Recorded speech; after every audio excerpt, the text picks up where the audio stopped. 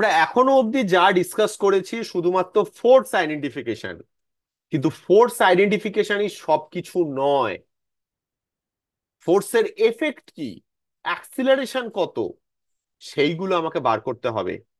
সেইখানেই ইম্পর্টেন্স আসবে Newton second law, F is equal to mass into acceleration. সেইটা use করে আমরা করব।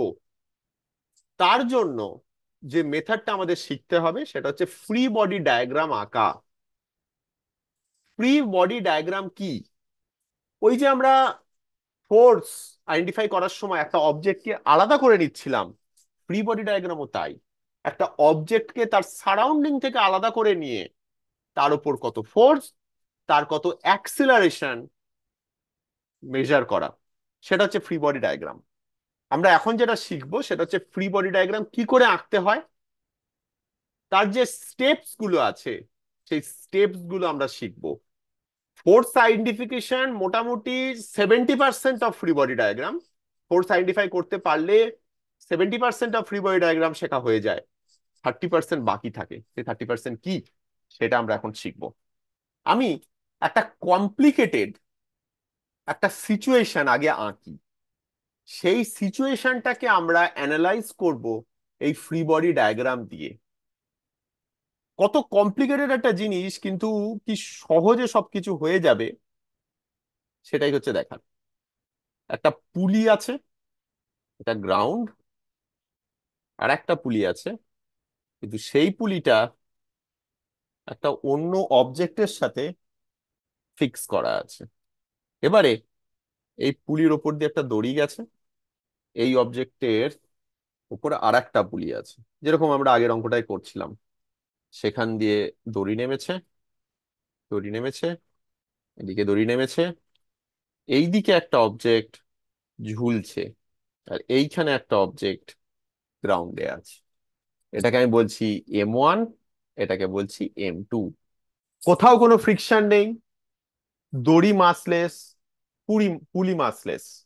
M1 নিশ্চয়ই নিচে পড়ে আসার চেষ্টা করবে, কেউ একটা আটকানোর চেষ্টা করবে, কেউ একটা সরে সরে যাবে। এই পুরো সিচুয়েশনটা কিন্তু এক্সট্রিমলি কমপ্লিকেটেড। অনেক কিছু ব্যাপার ঘটছে এর ভেতরে।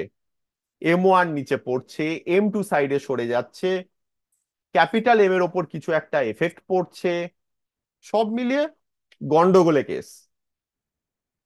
পুরো জিনিসটা আমরা শুধুমাত্র ফোর্স আইডেন্টিফাই করব না, আমরা প্রত্যেকে ফ্রি বডি ডায়াগ্রাম আঁকবো, এঁকে বুঝবো। কিন্তু তার আগে ফ্রি বডি ডায়াগ্রাম আঁকে কিভাবে সেইটা আগে শিখি। এই ছবিটা মাথায় থাক। ফ্রি বডি ডায়াগ্রাম আঁকার ফার্স্ট স্টেপটাই হচ্ছে ড্র এফবিডি অফ ডিফারেন্ট অবজেক্টস। মানে প্রত্যেকটা অবজেক্টের কিন্তু আমি আলাদা আলাদা করে ফ্রি বডি ডায়াগ্রাম আঁকবো। যেরকম ফোর্স আমরা আলাদা আলাদা আইডেন্টিফাই করেছিলাম, সেরকমই প্রত্যেকের ফ্রি বডি ডায়াগ্রাম আলাদা আঁকবো। এবার ধরো একটা পার্টিকুলার অবজেক্ট আমি চুজ করে নিয়েছি। ধরো আমি স্মল M1 কে নিয়েছি, স্মল M1 এর ফ্রি বডি ডায়াগ্রাম আঁকছি। ফার্স্ট স্টেপ, ভুললে চলবে না, চুজ আ রেফারেন্স ফ্রেম। প্রথম প্রথম যখন অঙ্ক সলভ করবে, অঙ্কের ওপরে আগে লিখবে মাই রেফারেন্স ফ্রেম ইজ কি, কি তোমার রেফারেন্স ফ্রেম সেটা লিখবে, তারপর অঙ্কটা করতে শুরু করবে। তোমরা যখন অঙ্ক সলভ করে আমাকে পাঠাবে, আমি প্রত্যেকটা ফ্রি বডি ডায়াগ্রামের ওপরে আগে দেখতে চাই লেখা থাকে যেন রেফারেন্স ফ্রেম কে, সেটা যেন ওপরে লেখা থাকে আগে। Choose a reference frame. সেই রেফারেন্স ফ্রেমটা একটা ফিক্সড রেফারেন্স ফ্রেম হতে পারে, যেমন গ্রাউন্ড, বা এই ফিক্সড রেফারেন্স ফ্রেম পুলি, সেটাও হতে পারে। আবার একটা মুভিং রেফারেন্স ফ্রেম, একটা অ্যাক্সিলারেটিং রেফারেন্স ফ্রেম, মানে রেফারেন্স ফ্রেমটা নিজেই অ্যাক্সিলারেট করছে, সেরকম হতে পারে। তোমার মনে প্রশ্ন আসতে পারে, আমি গ্রাউন্ডের রেসপেক্টেই নেব, আমি কেন কমপ্লিকেট করতে যাব, একটা অ্যাক্সিলারেটিং রেফারেন্স ফ্রেমের রেসপেক্টে নিচ্ছি বা এরকম নিচ্ছি। ব্যাপারটা অ্যাকচুয়ালি অত সিম্পল নয়। সিম্পল নয় থেকে বলবো, আহ, তুমি যদি, অনেক ক্ষেত্রে দেখা যায় যে গ্রাউন্ড না নিয়ে অন্য একটা রেফারেন্স ফ্রেম নিলে অঙ্কটা সলভ করা বা বোঝা সহজ হয়ে যায়। যেমন ধরো আমরা একটা কেস করেছিলাম না ফোর্সের, যে এই অবজেক্টটা আছে, তার মাথায় একটা অবজেক্ট আছে। আমি মাথার অবজেক্টটার যখন ফ্রি বডি ডায়াগ্রাম আঁকবো, সেটাকে গ্রাউন্ডের রেসপেক্টে না করে যার উপরে বসে আছে তার রেসপেক্টে যদি আমি বার করি, ফ্রি বডি ডায়াগ্রাম আঁকি, তাহলে অঙ্কটা বোধহয় একটু সহজ হয়। আমরা অঙ্ক করার সময় সেটা দেখতে পাবো। তাহলে একটা রেফারেন্স ফ্রেম চুজ করতে হবে। এই রেফারেন্স ফ্রেমটা চুজ করার পর তোমার মাথায় একটা কোশ্চেন আসবে। এই কোশ্চেনটা যেন সব সময় আসে। সেই কোশ্চেনটা কি? সেই কোশ্চেনটা কি আমি একটু পরে আসছি, আমি এখনই বলছি না। এইখানে আমি একটা গ্যাপ রাখলাম, একটা ফিল ইন দা ব্ল্যাঙ্কস রেখে ছেড়ে দিলাম আমি, ঠিক আছে? সেই কোশ্চেনের আনসার ইয়েস বা নো হলে ফ্রি বডি ডায়াগ্রাম এক এক রকমের হবে। কোশ্চেনটা আমি এখন ব্ল্যাঙ্ক রাখলাম, রেখে আমি 4 নম্বরে যাচ্ছি। আচ্ছা, আমি যদি প্রত্যেকটা অবজেক্টের রেফারেন্স ফ্রেম আলাদা নিই, ভেবে দেখো, আমি রেফারেন্স ফ্রেম নিয়েছি, সেই রেফারেন্স ফ্রেমের রেসপেক্টে আমি অ্যাক্সিলারেশন বার করেছি। আমার অ্যাক্সিলারেশন তো রেফারেন্স ফ্রেমের উপর নির্ভর করে। ধরো আমি আমার অ্যাক্সিলারেশন বার করছি চাঁদের রেসপেক্টে, তোমার অ্যাক্সিলারেশন বার করলে আর্থের রেসপেক্টে। দুটো অ্যাক্সিলারেশনে তো রেফারেন্স ফ্রেম আলাদা হয়ে গেল। আর অত চাঁদ সূর্য না করে আমার পাশে একটা গাড়ি যাচ্ছে যে অ্যাক্সিলারেট করছে, আমি তার পাশে পাশে দৌড়াচ্ছি সেম অ্যাক্সিলারেশনে, তাহলে সেই গাড়িটার রেসপেক্টে আমার অ্যাক্সিলারেশন কত হয়ে যাবে? 0। আর গ্রাউন্ডের রেসপেক্টে আমার একটা অ্যাক্সিলারেশন থাকবে। তাহলে প্রত্যেকটা অবজেক্টকে আমার আলাদা আলাদা রেফারেন্স ফ্রেমের রেসপেক্টে যদি ফ্রি বডি ডায়াগ্রাম আঁকি, লাস্টে গিয়ে আমাকে কনভার্জ করতে হবে সেম রেফারেন্স ফ্রেমে, তাই না? লাস্টে কিন্তু আমাকে সবকটাকে সেম রেফারেন্স ফ্রেমে আনতে হবে, প্রত্যেকের অ্যাক্সিলারেশন গুলোকে। ফোর্স গুলোকে করার দরকার নেই, অ্যাক্সিলারেশন গুলোকে কি করে করবে? রিলেটিভ মোশনের কনসেপ্ট মনে আছে? Acceleration of let's say an object x with respect to y, আমরা ভেলোসিটি দিয়ে বলেছিলাম, অ্যাক্সিলারেশন দিয়েও সেম, যেহেতু vector same. Acceleration of X with respect to Y, মানে এখানে ওয়াই হচ্ছে রেফারেন্স ফ্রেম যেটা রেসপেক্ট তুমি বার করেছো, is equal to acceleration of X with respect to another reference frame let's say Z minus acceleration of Y with respect to Z. এটা আমরা relative মোশনে করেছিলাম।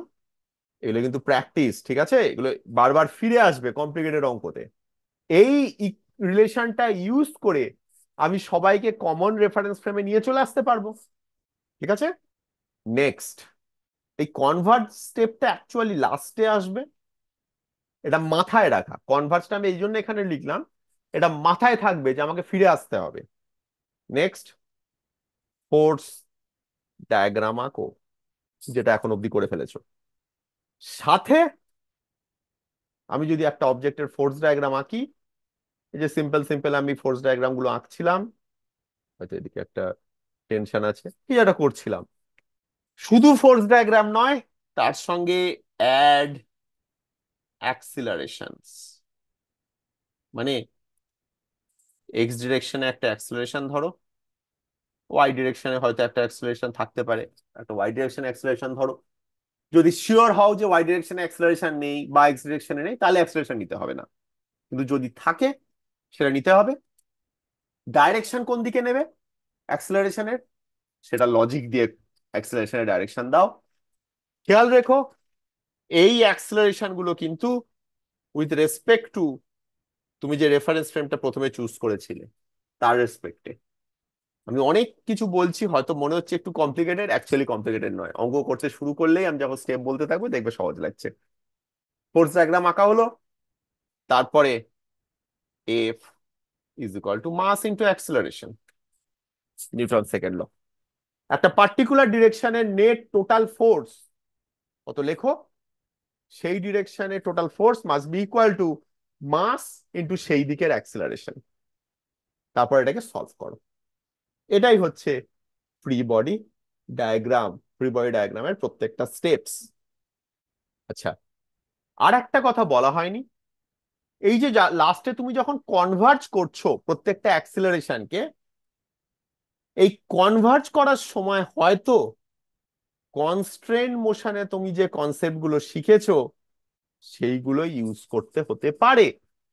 ইনফ্যাক্ট এই যে পার্টিকুলার অঙ্কটা, এতে কিন্তু কনস্ট্রেন্ট মোশনের কনসেপ্ট লুকিয়ে আছে। আমরা সিচুয়েশনটা করব। ঠিক আছে, চলো আমরা এগোই এবারে।